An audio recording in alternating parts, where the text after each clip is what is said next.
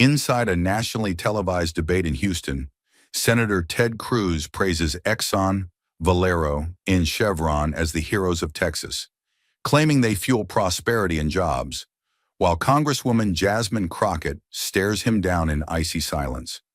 He tries to paint her as anti-business, but just minutes later, Jasmine unleashes leaked emails, cancer maps, and a $1.75 million donation trail, proving those same companies are killing poor Texans with toxic air while buying Cruz's silence.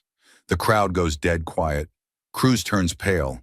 America watches the truth explode live on air. If dirty money buys protection, how many kids had to die for a check? Stay with us. This is a story worth every second of your time. Under the scorching lights of the Texas News Now studio, tension coiled in the air like a taut wire ready to snap. The set had been redesigned for maximum drama: burnished wood, bold crimson accents, and three massive vertical screens, looping aerial views of oil rigs, smokestacks, and bustling downtown Dallas, as if Texas's entire economy were on trial tonight. Center stage sat two desks, polished to a mirror shine, separated by 10 feet of silent, high-stakes distance. The chyron at the bottom of the screen read, "State of the State. Do big corporations help or harm Texas?" And just as that question lingered, unanswered, in the mind of every viewer, Ted Cruz entered stage right, smiling like a man walking into a victory lap. His pace was deliberate, his eyes scanning the audience like a seasoned litigator reading a jury. He adjusted his cufflinks, gave the cameras their moment, and took his seat without looking at Jasmine Crockett. Then he spoke, and his voice sliced clean through the silence. "Texas didn't become the engine of America by accident," he began, leaning slightly forward, hands folded like a preacher at the pulpit. "We opened our arms to industry, we reduced regulation, and as a result, we created more jobs than California, more freedom than Washington, and more prosperity than any liberal dream could ever imagine." Applause burst from the right side of the audience, mostly white men in oil-patch suits, their faces lined with comfort and calculation. One of them even winked at Cruz. The camera pivoted left, and there sat Jasmine Crockett, unmoved. Her tailored black blazer cut a sharp line under the harsh studio lights. In front of her, untouched, sat a thick dossier, 5 inches deep, bound in battered leather, its edges warped from use and time. Her hands rested on either side of it, calm but coiled, as if the weight of the truth it contained anchored her to something deeper than the spectacle unfolding around her. She didn't speak. She didn't shift in her seat, but her stillness carried more force than 100 sound bites. And just as the applause from Ted Cruz's opening remarks began to fade into a calculated hush, he leaned forward again, eyes gleaming beneath the studio lights like a man fully convinced of his own myth. "Let's talk about the real heroes," he said, voice smooth but rising with patriotic bravado. "The names they won't put in history books, but should." His hand sliced the air, firm and practiced, as if each name he was about to speak were a monument, not a multinational corporation. ExxonMobil, Valero, Halliburton. Each word landed like a gavel crack, deliberate, final, meant to leave no room for doubt. These are the engines of Texas prosperity, the bedrock of our economic might. They didn't ask for handouts. They built, they drilled, they hired. And now the left wants to paint them as villains? A murmur passed through the auditorium like static before a storm. Cruz didn't pause. He doubled down, his voice tightening with a lawyer's precision. "If we don't protect these investors, these builders, we don't just risk losing tax dollars. We risk losing the very soul of Texas. Do you think they'll stay if we keep smothering them with lawsuits and restrictions? Of course not. They'll pack up, head east, or worse, overseas. And the families who depend on those jobs? They'll be left behind, hungry, angry, forgotten." Applause surged, orchestrated and thunderous, from the right side of the room. It wasn't just polite agreement, it was tactical celebration. The camera panned across the sea of well-dressed businessmen, lobbyists, state-level GOP operatives, and oil-backed PAC sponsors. One man in a gray suit threw a fist in the air. Another gave a standing ovation, mouthing something like, "That's leadership." They grinned not because they were inspired, but because they recognized the art of survival. Cruz had fed them the gospel they needed, that profit was patriotism and accountability was heresy. But the camera didn't linger there. With a deliberate pan, it glided toward the back rows, where the lighting dimmed and the facade cracked. There, in the shadows of applause, sat the quiet casualties of Cruz's heroes. A refinery worker with faded tattoos on his forearms, the sleeves of his flannel rolled up to reveal patches of blistered, discolored skin, his body a living map of exposure. Next to him, a middle-aged black woman with calloused hands clutched her purse tightly to her chest, the edges of a prescription bottle peeking out. Her eyes didn't blink. 2 seats over, a young boy with a nasal cannula sat in his grandmother's lap, his chest rising and falling with a mechanical rhythm that didn't belong in a child. The grandmother wiped his brow, then looked up. Not at Cruz, but at Jasmine Crockett, as if silently asking, "Will you say something?" Jasmine didn't blink. She felt the applause roll past her like a wave trying to drown out something deeper. She could hear the sound of clapping, yes, but beneath it, she heard something more brutal. The silence of the sick who couldn't afford treatment, the coughs of children playing near chemical runoff, the slow erosion of communities built under smokestacks that never stopped spewing. Her fingers moved almost imperceptibly across the top edge of the folder. Leather-bound, scuffed at the corners, the folder wasn't a prop. It was a record, a reckoning. Inside, photographs of children with oxygen masks during recess. EPA reports buried under bureaucratic red tape. Transcripts of phone calls between Cruz's staffers and oil executives arranging policy alignment. Testimonies from school nurses treating asthma clusters within 5 miles of Halliburton's waste sites. It wasn't data, it was human evidence. And yet, Cruz continued, oblivious or indifferent. "We cannot let woke ideology hijack the conversation about our economy," he said, hammering the words like nails into a coffin. "If we let the radicals shame our industries, regulate our job creators into the ground, we won't have progress, we'll have poverty." Another round of applause, another flashbulb of fake triumph. But the camera lingered now, longer than expected, on a woman sitting dead center in the 3rd row. Her posture upright, her hands folded, her lips pressed in a thin, hard line. She wore a white church dress with a ribbon pinned to her chest, in memory of her son, who died 3 years earlier from a rare leukemia that spiked in her county after a chemical leak. She didn't flinch during Cruz's praise, she just stared, eyes wet but steel sharp, burning a hole into the space between Cruz's rhetoric and her reality. And still, Jasmine didn't move. Not yet. Timing mattered. In these moments, justice didn't shout. It waited. Because what Cruz had weaponized was not truth but scale. The scale of wealth, of media reach, of political armor. He didn't need to be right. He just needed to sound certain. Jasmine understood that all too well. She had walked into that studio knowing the deck was stacked, the narrative pre-scripted. She knew the moderators wouldn't interrupt him.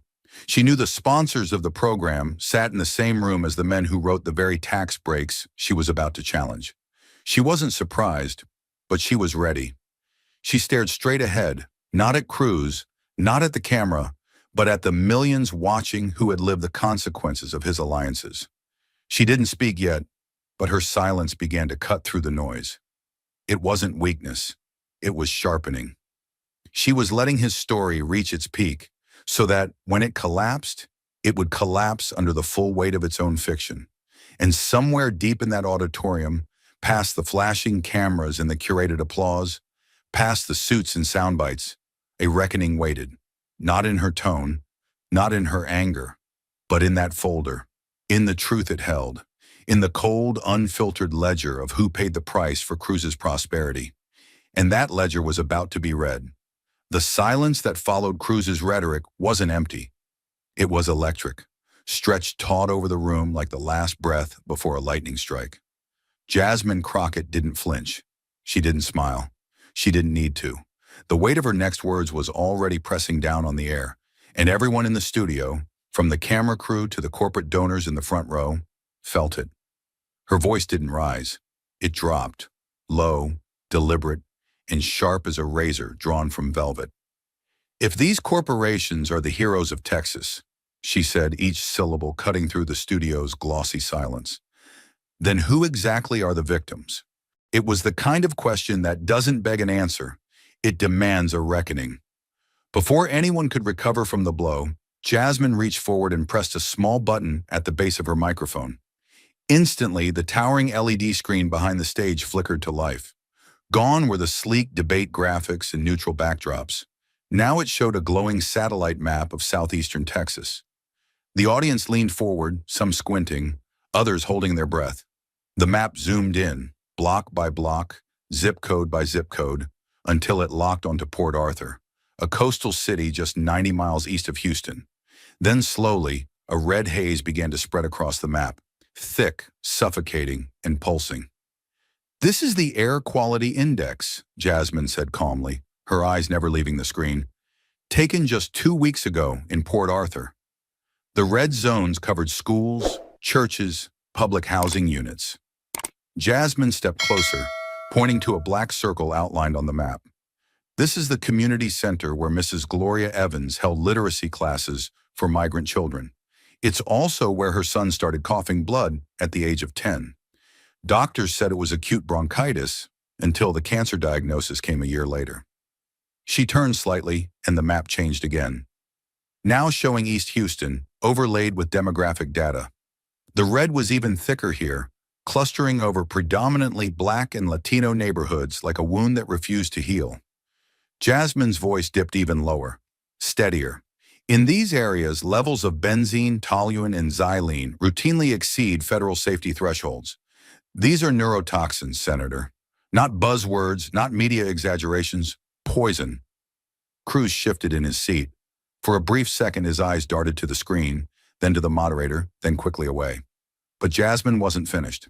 Another map appeared, this time color-coded by cancer rates per 10,000 residents. 3 out of the 5 most cancer-ridden zip codes in this entire state," she said, pausing between each word like she was nailing them into stone, "lie within 2 miles of refineries and chemical plants that receive direct tax subsidies, sponsored and approved by your office." There were no gasps now, no applause, just the clicking hum of cooling fans behind the cameras, and the slow realization washing over the audience that they were no longer watching a debate. They were witnessing a trial, and Ted Cruz was no longer the prosecutor. Jasmine turned from the screen and faced him fully now, her hands resting lightly on the folder she'd brought in, still unopened, still unread, but its weight was already doing the talking. "You said these corporations are heroes," she continued, her voice now filled with the kind of grief that refuses to become rage. "Because they create jobs, because they stimulate growth. But I want you to look those families in the eye. Families who've buried their children before their 15th birthdays, who've spent their savings on inhalers instead of tuition, who can't open their windows at night without coughing, and tell them this is the price of progress." The screen behind her changed again, this time to a photo, unfiltered and raw. A child lying in a hospital bed, his skin pale, his chest covered in adhesive patches, and his eyes half open. His name appeared below. Davon J. Martinez, age 7. Died from acute lymphoblastic leukemia. Lived 1.2 miles from a Valero refinery. Jasmine let the image linger. He didn't ask for lower gas prices. He asked if he could go back to school. Her tone didn't crack, but her body tensed, almost imperceptibly, as if holding back the full force of something vast. "And here's the truth, Senator," she said slowly. "He never had a choice. Because when the state gave those corporations tax breaks, they didn't just hand out incentives, they handed out immunity. Immunity from oversight, from responsibility, from consequences." For a long moment, Cruz said nothing. His fingers flexed once, then stilled. Jasmine looked past him now, toward the audience, toward the viewers at home, toward the unseen families watching this unfold with the same mix of anger and aching recognition. "You've called them job creators, but you never asked what kind of jobs. You never asked at what cost. And most of all, you never asked who gets to survive and who's left behind." Behind her, the screen faded to black. The room didn't move. No one applauded. The only sound was the quiet hum of the broadcast equipment, capturing every breathless second. Jasmine returned to her seat slowly, with the calmness of someone who didn't need to win the debate, because she had just ended the lie it was built on. The screen behind her faded to black, but its silence was louder than any applause. Jasmine's words had ruptured the illusion, laying bare a system built on quiet devastation and louder denial. The weight of her evidence still lingered in the air, coiled tightly in the space between audience and stage, fact and denial. It was the kind of silence that demanded response, not evasion. But Ted Cruz didn't answer with substance. He didn't even try. Instead, he leaned back in his chair with a smirk so rehearsed it might as well have been carved into granite. He folded his arms loosely, as if he were watching a child's tantrum instead of a woman presenting data that tied his policies to the suffering of thousands. Then came the scoff, sharp, dry, dismissive. "You know," Cruz said, tilting his head like a tired professor correcting a deluded student, "this is exactly what we've come to expect from your party." His tone dripped with condescension so thick it coated every syllable. Always blaming, always attacking, always allergic to success. He waved his hand, gesturing toward the invisible world of business leaders and oil executives he claimed to represent. Texas thrives not because of complaints, but because of capitalism. And what does the other side bring? Marxist fairy tales dressed up in designer suits. He turned, locking eyes with her for the first time all night, but there was no sincerity behind it, only performance. "Let's be clear," he continued, louder now, feeding off the discomfort in the room. "What we have here is a modern-day Marxist, but not in overalls or holding a picket sign. No, this one comes in heels and a tailored blazer, quoting EPA reports like scripture and hoping we mistake that for wisdom." He chuckled. Then, with one final twist of the knife, "A revolutionary in stilettos." Laughter erupted from the right side of the studio, but it was hollow. Less joy, more tribal instinct. Men in suits slapped one another's backs. A row of campaign donors leaned in, smiling smugly as if Jasmine had confirmed every cynical assumption they held about politicians who dared to speak for the voiceless. The moderator didn't intervene. The cameras didn't blink. The system, built to mock what it feared, played its role perfectly. And yet, for all the noise, not a single graph had been challenged. Not a single health report refuted. Not a single chemical level disputed. Cruz hadn't answered her question. He had dodged it with theater, replacing science with sarcasm, grief with gimmicks. Jasmine sat still, but her jaw tightened slightly, just enough for anyone truly watching to see. Her eyes scanned the room, but she wasn't looking for validation. She was measuring the depth of a wound Cruz had just made wider. Because this wasn't about her ego. It wasn't even about his cruelty. It was about every person she carried into that room, every victim dismissed, every community sacrificed, every body buried beneath success. The crowd's laughter swelled, but its echo was already beginning to sound like desperation. And under that rising tide of jeers and applause, Jasmine Crockett didn't shrink.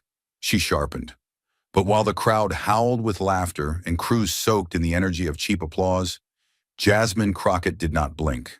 She didn't lean forward. She didn't flinch.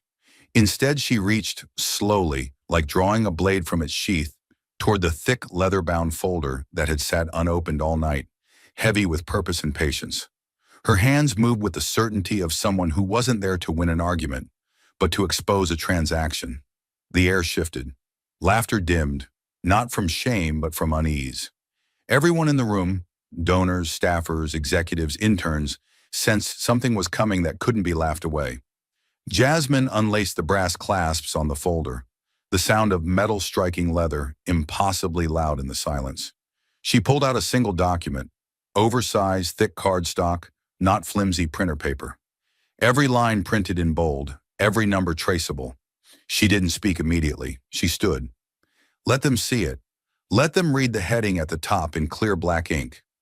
Campaign Contributions to Senator Rafael Edward Cruz, 2021 to 2024. Entities under active EPA investigation or federal litigation. Then her voice came, measured, steady, as sharp as a courtroom verdict. You called me a Marxist. You said I hate success. You told the world I want to punish companies that build America. Her gaze locked on Cruz, her tone not accusatory but surgical. Fine. Then tell me what to do with this. She turned to the camera now, holding up the document like evidence entered into public record. $1,750,000.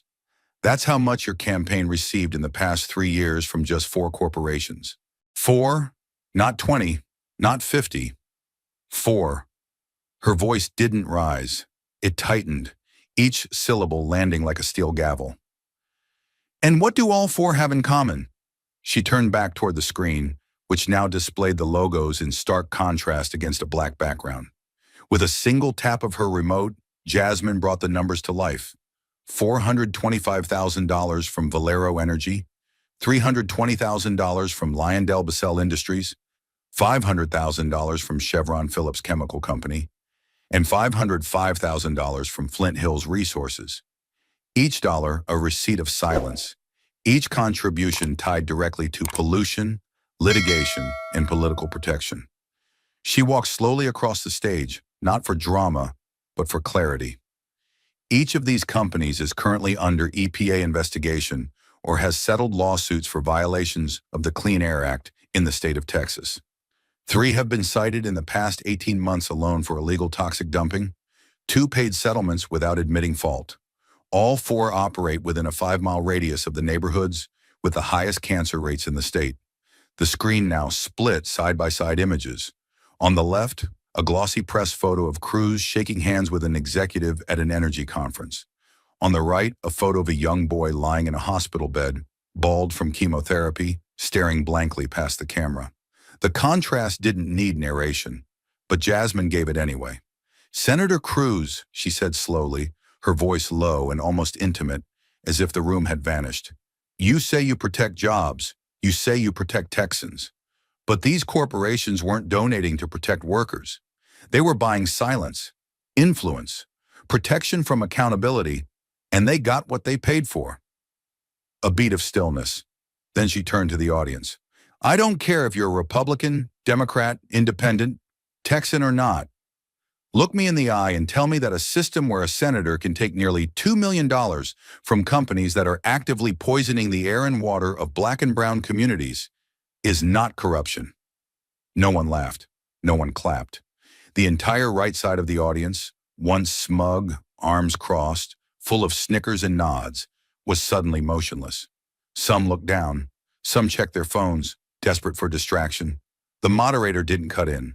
The producers behind the glass said nothing. Jasmine stepped forward one more time and placed the document on the desk in front of Cruz. The move was gentle, but it struck like a hammer. You asked for receipts, she said quietly. I brought ledgers.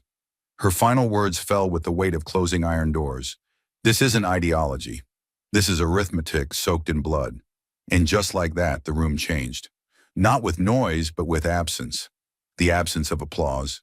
The absence of Cruz's smirk. The absence of denial. In that stillness, it was no longer about party lines or political theater. It was about numbers, names, patterns of death repeated for profit, and now finally televised. And just as the weight of Jasmine's accusations left the room breathless, no rebuttal, no deflection, just the raw exposure of truth laid bare, she turned slowly to the moderator and gave a single, deliberate nod. No words, no announcement. Just a signal. The lights in the studio dimmed with cinematic precision, the LED backdrop flickering to black. A single spotlight faded in from stage left, and under its harsh glow emerged a figure who had no title, no power, no voice in the halls of Washington. But tonight she carried something heavier than politics. Her name was Marisol Herrera, and the story written across her face would become the most devastating testimony of the evening. She walked slowly toward the center of the stage, her boots scuffing softly across the floor. The denim jacket she wore hung loose on her shoulders, worn thin at the seams. In one hand, she held a laminated photo curled from repeated folding. In the other, a yellow prescription bag, empty, flattened, faded. She was in her late 30s, but looked older, worn by fatigue not of labor, but of heartbreak. The audience quieted to something deeper than silence. It was the stillness of people realizing they were about to witness something they couldn't unhear. Marisol stepped to the mic. Her voice when it came was soft, unsure at first, like it didn't belong in a room full of lights and cameras. "My name is Marisol Herrera," she said, her hands trembling. "I'm a mother. I live in Hillcrest, just outside Corpus Christi, 2 blocks from the Flint Hills Resources Plant." She paused, the words catching in her throat. "I didn't come here to talk politics. I came because my son Diego is dying." A murmur passed through the audience, but it died as quickly as it came. Marisol held up the photo in her hand. A boy, 11 years old, dark curls, wide smile, missing one front tooth. "This is him. Before the coughing started, before the ER visits, before he couldn't breathe lying down, before they told me it was stage 2 lung cancer." Her voice cracked, but she didn't stop. "My son has never smoked a day in his life. He's never even seen a cigarette. But every morning he woke up to the stench of ammonia and gas drifting through our windows. Every night he went to sleep under a sky the color of rust." She turned then, slowly, deliberately, toward Ted Cruz. The spotlight caught the glint of tears along her cheekbone, but her voice steadied. "While I was sitting beside his hospital bed, watching chemo strip the hair from his scalp and strength from his bones, you were in Cancun, not helping, not visiting, not even calling." Cancun. Her voice rose, not in volume, but in fire. "And you paid for that trip with money from the same companies that bleed into our water, leak into our lungs, and settle into the soil beneath our playgrounds." She reached into her pocket and pulled out a stack of medical bills bound by a rubber band. Some printed, others handwritten with "past due" scrawled across them in red marker. "I had to quit my job to take care of him. The diner let me go after too many missed shifts. My rent is 3 months behind. His pain meds cost more than my car." Her hands shook as she held the bills high. "But the men who gave you those checks, they're building new wings on their headquarters." The camera zoomed in, capturing every line in her face, every ounce of exhausted fury etched into her expression. "You say they create jobs. What kind of job lets a child die for breathing? You say they bring opportunity. What kind of opportunity leaves me begging for oxygen refills and rationing food stamps so I can afford his nausea meds?" She paused, her voice now barely above a whisper. "He asked me last week if dying hurts.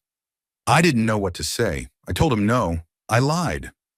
Then she did something no one expected. She stepped forward, pointed at Ted Cruz, and her voice turned to steel.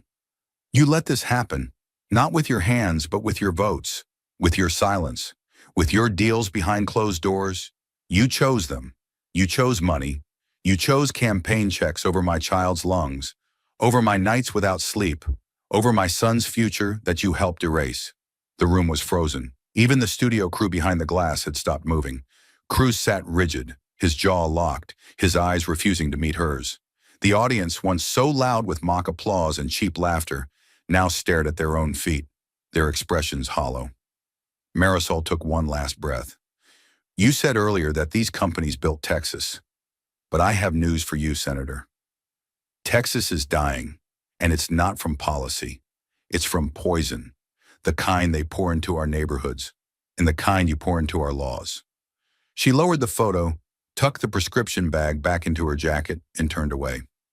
No dramatic exit, no bow, just a mother, walking off stage the same way she came in. Exhausted, heartbroken, and more powerful than any lobbyist in that building. Jasmine didn't speak.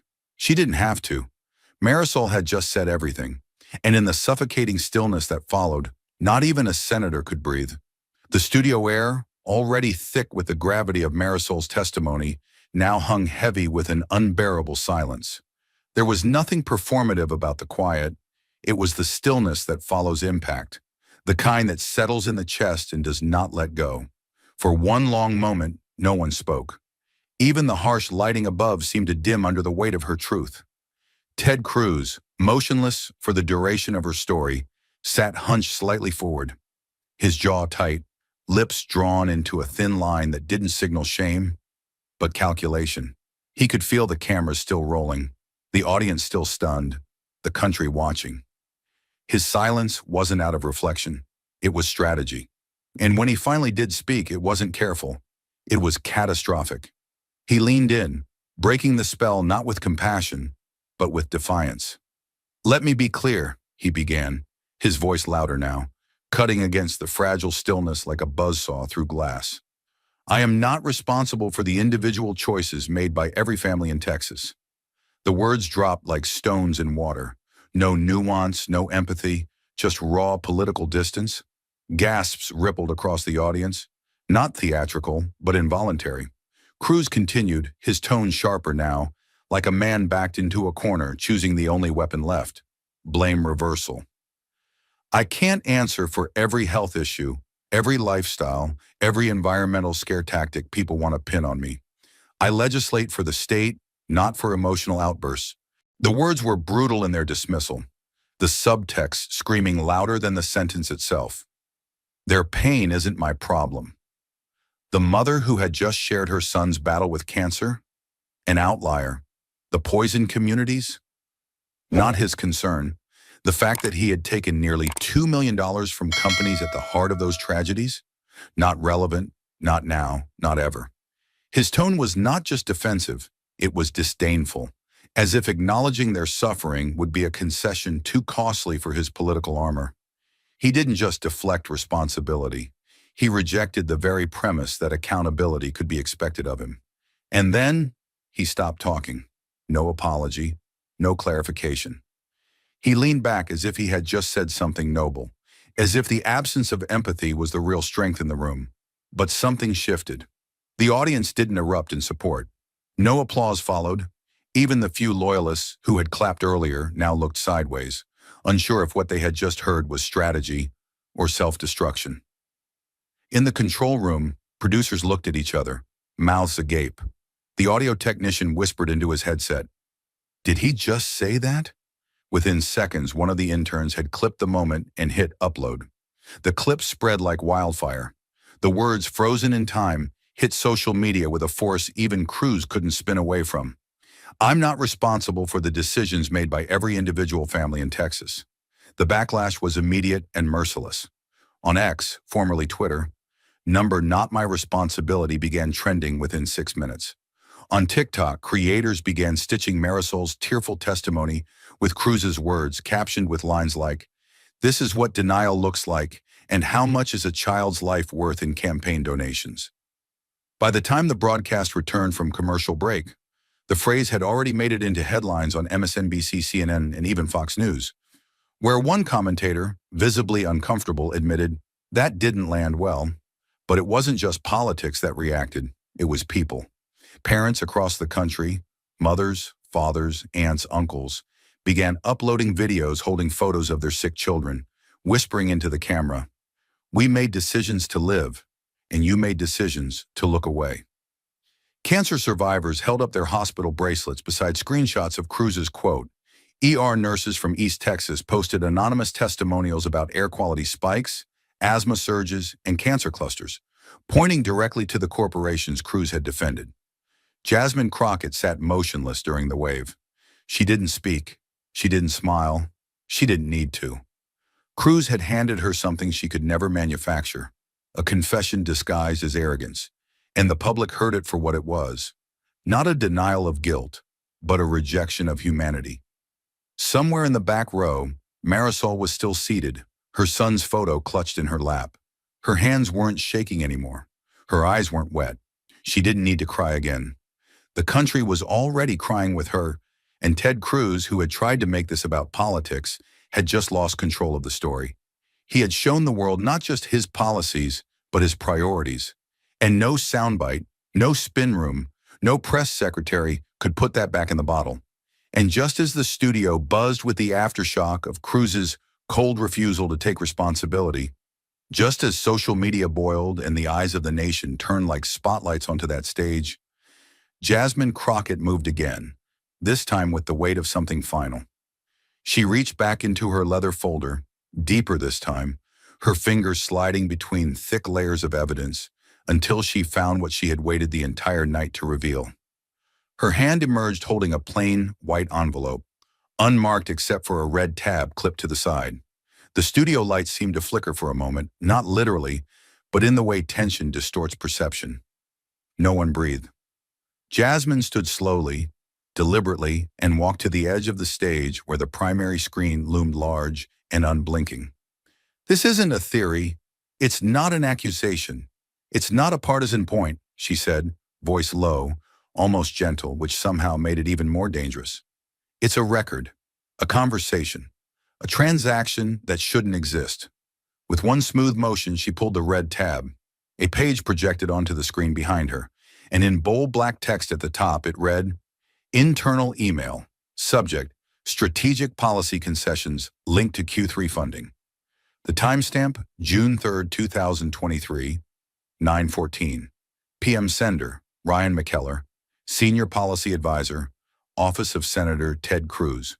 Recipient, Douglas Finch, VP of Government Relations, Prairie Ridge Chemical Group. She didn't need to read the whole email. The audience already leaned forward, the silence turning into gravity.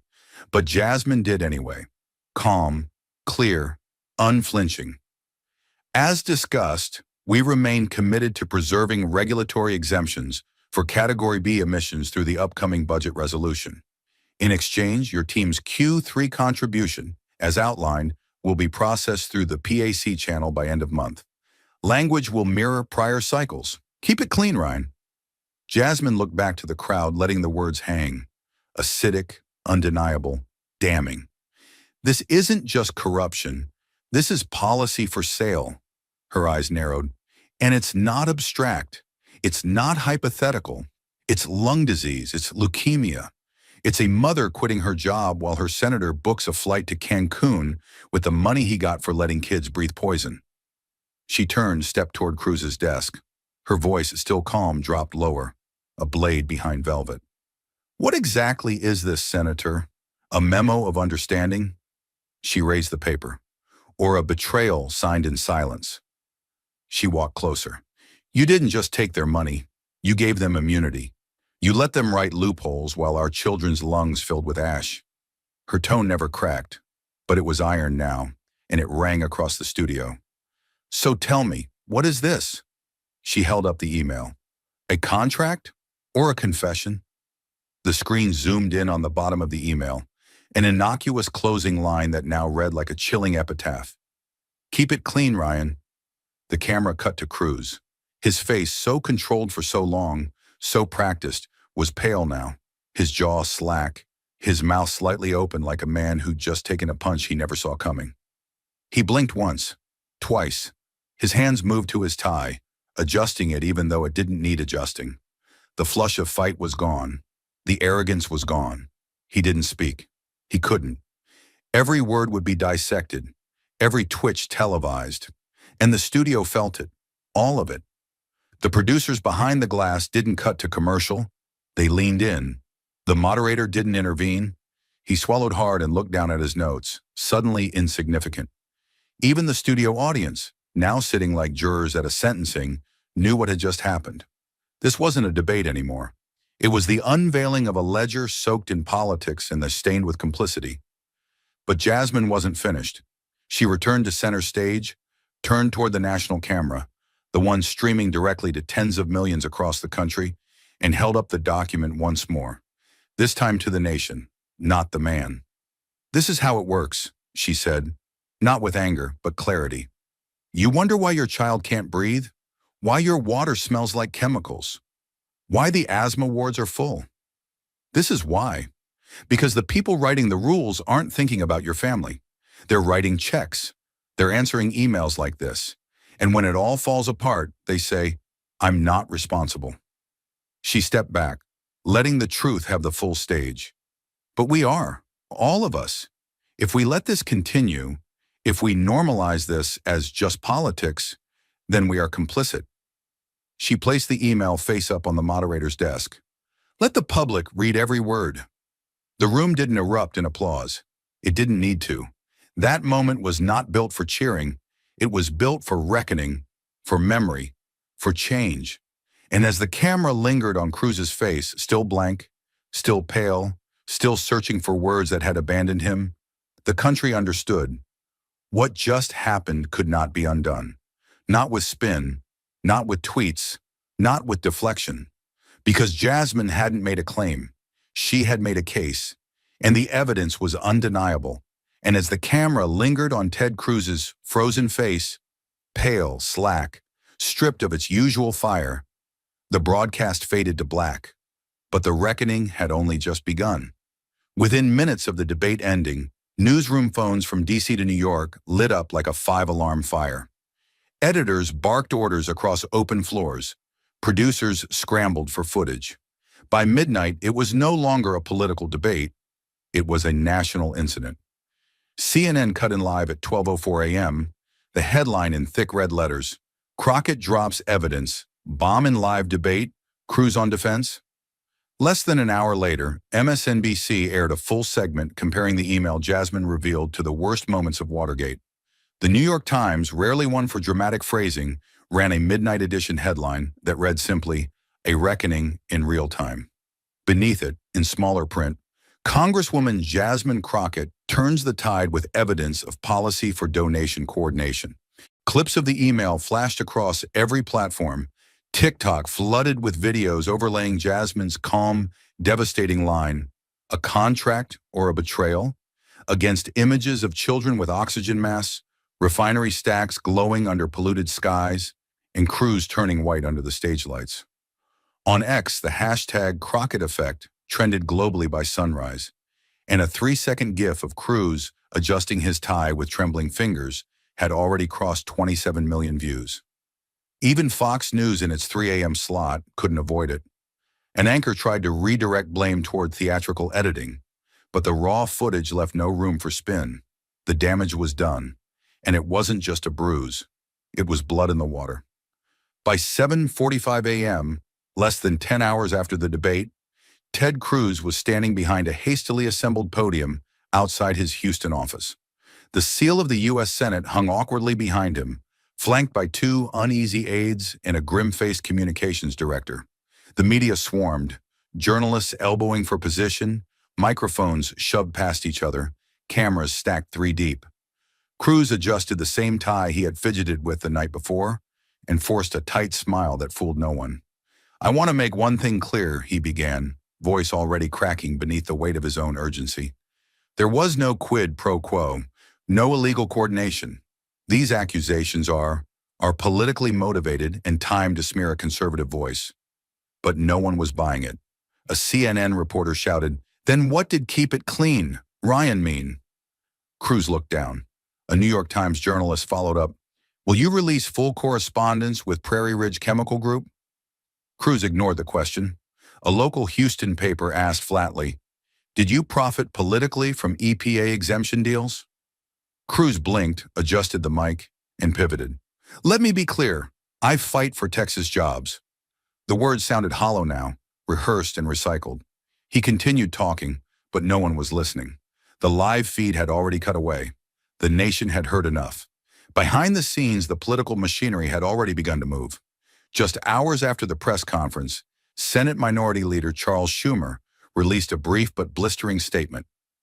"We are calling for an immediate bipartisan review of all recent campaign donations tied to deregulation efforts in Texas. The integrity of this chamber cannot be sold, certainly not for $1.75 million. By noon, Senator Elizabeth Warren and Senator Sheldon Whitehouse had co-sponsored a motion to initiate a select committee on political influence and environmental harm, targeting the flow of dark money through deregulation pipelines. Journalists nicknamed it the Clean Air Inquiry, but everyone knew what it really was: the Cruz investigation. Lobbyists close to Prairie Ridge Chemical began going silent. Legal departments went into lockdown. Cruz's office issued 3 vague press releases in 6 hours, none of which answered the central question. Meanwhile, Jasmine Crockett remained composed, silent, and strategic. She didn't do a press tour. She didn't gloat. She simply tweeted a screenshot of the email with one sentence beneath it: "The truth doesn't need to shout." The tweet garnered 4.2 million likes in under 12 hours. By evening, political analysts were already drawing comparisons to watershed moments: McCarthy's fall, the Pentagon Papers, even Enron. But this one had something different.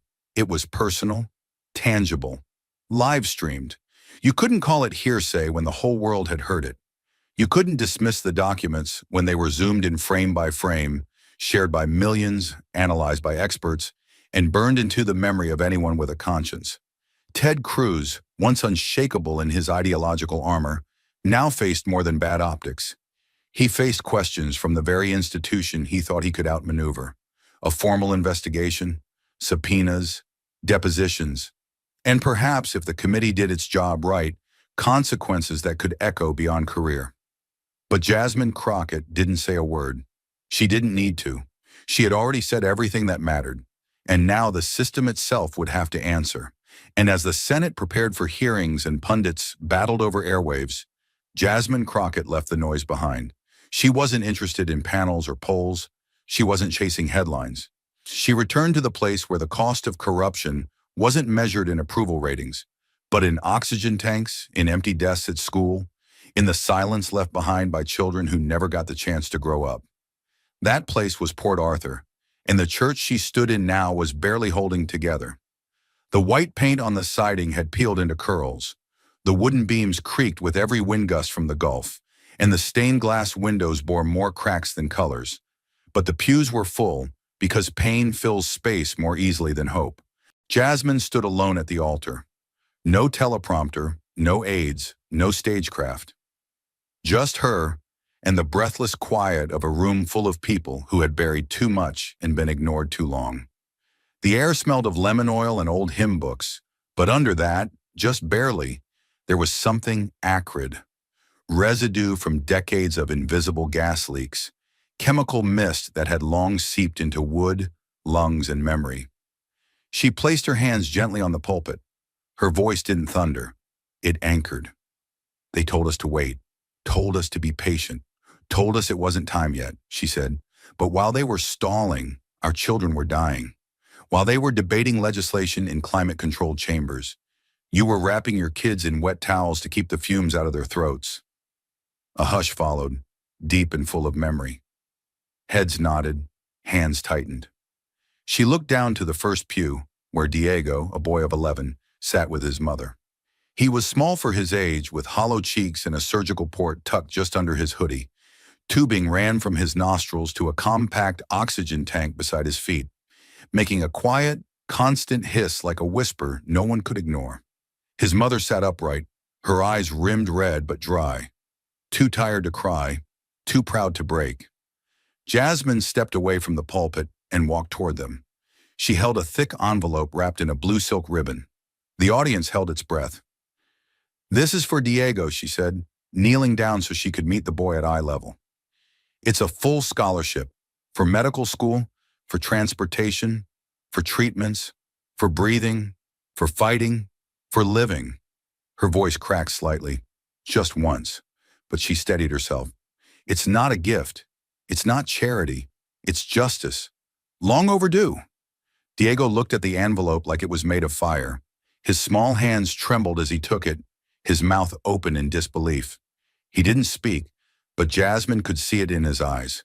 Relief so overwhelming it looked like fear. She placed her hand gently on his shoulder, then rose. Back at the altar, Jasmine exhaled slowly. "I wish I could give this to every child hurt by the greed we just exposed. But what I can do," she continued, voice rising just enough to shake the rafters, "is make sure the system that poisoned him will never be allowed to do it again." The crowd leaned in. These weren't voters. These were survivors. And Jasmine didn't offer promises. She offered a reckoning. "We have allowed a system to form," she said, pacing slowly across the narrow platform, "where decisions are made not by science, not by justice, but by checks passed in closed rooms, where exemptions are traded like baseball cards, and communities like this one become sacrifice zones." Her voice hardened, but she didn't yell. She didn't need to. "That is not policy. That is predation. And the people cashing in on it, they know your names, but they don't speak them." She stopped, looked at the congregation, looked at the children, then lowered her voice to a near whisper. "But I do. I know your names. I see you. I have walked through these streets and smelled the same air. And I promise you this. I will carry your stories into every room they've tried to keep you out of. I will read your names into the congressional record if I have to scream them from the floor of the House." Applause started, quiet at first, just one set of hands, then another, then dozens. Not explosive, but rising, steady, earned. But Jasmine raised a hand, not to stop it, but to ask for something more. I want you to remember this moment, she said, because justice doesn't come from applause. It comes from accountability, and that is what we're demanding. Not just in this town, not just in Texas, but everywhere pollution has been sold as progress and survival has been framed as entitlement. She looked around the church, at cracked windows, oxygen tanks, folded invoices peeking out of purses, weary men with calloused hands and eyes like dark wells of memory. And then she asked the one question that silenced even the clapping. If we don't stop dirty money from steering our democracy, she paused, voice a dagger wrapped in velvet, then whose life will be the next cost of doing business? It landed like thunder, not a sound, not a shuffle, only the breathless stillness of a town that had finally heard what it had waited a lifetime to hear. Not from a politician, but from a witness who had finally become a weapon. The cameras faded to black, but the moment refused to die. Even after the lights dimmed and the audience dispersed in stunned silence, something in the air refused to settle. What Jasmine had spoken, what she had claimed, wasn't just a defense. It was a declaration. And declarations, when delivered in the right voice, have a way of echoing far beyond the room in which they are spoken. By morning, she was everywhere. Clips from the final 2 minutes of the broadcast exploded across social media, not with outrage, but with awe. Her final words, delivered with ice and fire in equal measure, now looped endlessly with the kind of reverence usually reserved for prophets or revolutionaries. If fighting for equality makes me the race card queen, people didn't just quote it. They branded it, wore it, graffitied it on the walls of cities still aching from buried names. In Chicago, a muralist painted Jasmine's likeness 6 stories high, her eyes staring straight out onto the west side, the words "Long live the crown" etched in gold across the bricks beside her. In Brooklyn, a vendor on Fulton Street sold black hoodies stamped with her silhouette and the title that was meant to bury her. Race Card Queen. The font was jagged, almost violent, but under it sat a single line of quiet rebellion. Silence is what keeps injustice alive. At UC Berkeley, a packed auditorium fell silent as Jasmine entered, not because of fame, but because of gravity. She walked onto the stage not like a politician, but like someone who had just survived a battle and emerged without a single word to apologize for. Students rose instinctively. Professors wept. And when she spoke, she didn't recount the interview. She dissected it. She turned the night's anatomy into curriculum. What you saw on that stage, she said, wasn't an argument, it was extraction. Extraction of dignity, extraction of narrative. And I answered not just for myself, but for every mother still waiting for the apology this system has no language for. At Howard University, her name became a chant before her feet even touched the podium.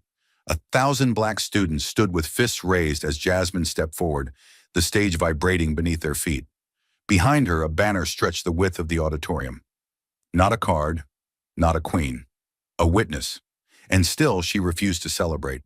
Because the truth that made her famous wasn't new. It had always been there, buried under press releases, redacted in court filings, drowned out by commentators who spoke louder than they listened. The only difference now was that the world had been forced to look, and they didn't just see Jasmine. They saw themselves, their mothers, their neighbors, their mugshots, their missed chances, their unburied rage. Everywhere she went, people brought her stories. A woman handed her a folded letter with a photo of her brother who had been wrongfully incarcerated for a crime he didn't commit. 12 years served, 2 words uttered in return: clerical error. A college athlete pressed a copy of his student conduct file into her hands, marked with accusations he had never been allowed to contest. A veteran in Detroit, standing in a food bank line, whispered to her, "They called me a hero in Baghdad and a thug in Baltimore." She listened. She always listened, because the crown they placed on her head was forged from the weight of the unheard. She didn't ask for it, but she refused to let it collect dust on a pedestal. And the media? They scrambled to catch up. Outlets that once labeled her combative now struggled for words that didn't taste like hypocrisy. One major news network aired a special titled The Reckoning of Language, examining how coded terms like race card had been used to delegitimize voices for decades. Journalists who once ignored her inbox now sent desperate requests for interviews, asking if she would clarify her position or share her insights on race in media. She declined most of them. "I've said what I came to say," she told one editorial board, her voice even. "You just weren't listening before the cameras turned on." And yet, despite the surge of attention, she never lost the scar tissue that built her. She remembered the first time she was called too loud in a courtroom for asking why her client's file was missing.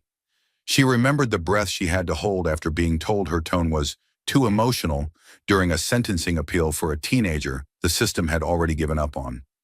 She remembered the years she spent crafting arguments with the precision of a surgeon, only to watch them be dismissed as rants the moment she stepped out of line. That was the weight behind her voice on that stage. That was the pain they hadn't clipped into sound bites. And now the title they'd used to try to reduce her, Race Card Queen, had become something else entirely. It became a symbol not of division, but defiance. Not of grievance, but grief, refined, rechanneled, renamed. It became the title etched onto signs at protests in Philadelphia, woven into spoken word poems in South LA, and whispered between daughters and mothers who had both been stopped, searched, and silenced. It was stitched into fabric, carved into murals, spray painted beneath bridges, printed on pins, tattooed on skin. Not for her ego, but for their memory. Because Jasmine Crockett didn't just survive the ambush. She claimed the crown they forged for her in malice, and she turned it into a monument they could never tear down.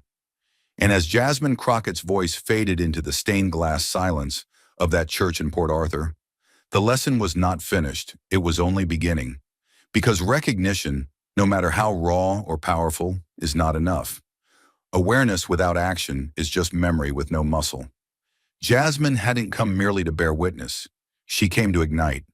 And what she ignited wasn't rage. It was responsibility. Her words did not settle. They summoned. And as the congregation stood in reverent silence, hearts pounding beneath years of smothered grief and quiet resignation, there was one truth that rang louder than everything else. Change will not come unless we force it into being. Not by waiting, not by wishing, but by standing, shoulder to shoulder, breath to breath, and choosing to rise. Jasmine stepped forward one final time, not behind the pulpit now, but directly in front of the crowd. Her voice was steady, but it carried an urgency that could not be ignored. "If we walk out of here today and do nothing," she said, scanning every eye in the room, "then the next Diego, the next mother holding a folded diagnosis, the next child wheezing in a classroom built too close to a smokestack, will already be condemned." She paused, letting the weight of that sentence burn into the air. "That's what these corporations are counting on. That we will grieve quietly. That we will rage in private. That we will bow our heads, bury our dead, and forget." Her voice sharpened, like the edge of a rising tide. "But I didn't come here for silence. I came for a reckoning. And now I'm asking you, not just as citizens, but as survivors, to rise with me. Because the war isn't over. The headlines may fade, but the air in your lungs, the water in your taps, the poison in your soil, they don't vanish when the cameras do. And the men who profited from your pain, they're already writing the next exemption." She stepped closer to the front rows now, almost whispering, but the power in her words hit like thunder.